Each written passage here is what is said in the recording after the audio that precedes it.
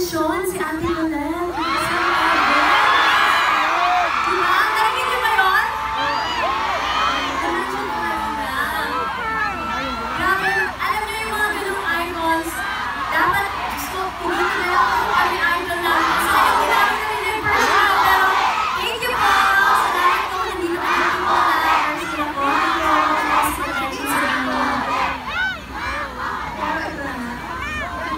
Story time muna tayo. Okay. Alam niyo ba guys, bago ako mag-PBB, ang last na pag-intran, sa mga last na pag-intran ko dito sa Bicol, Ibalong Festival.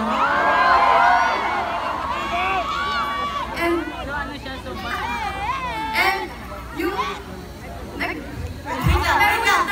before magkwento si Gwen ng kanyang life story kung paano maging oracle, pwede po ba yung mga nasa malapit sa speaker ay mag-back lang po tayo ng konti for our safety, please? Lahat ng mga nakasabit sa poste, pag kayo nahulog dyan. Di ba masunod yung mga taga-Bicol? Nahuhulog na nga kayo, sumaling tao, mahuhulog pa kayo.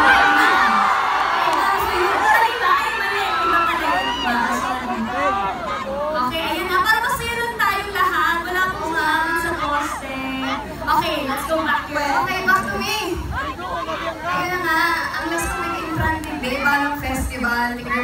Ano siya, street dance siya guys.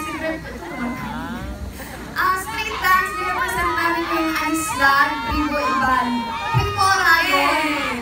It was way back 2019. Hi! Feeling ko, mas marami hindi na bigaungkat ang mga ang mga throwback. Sino to? Parang may video yan.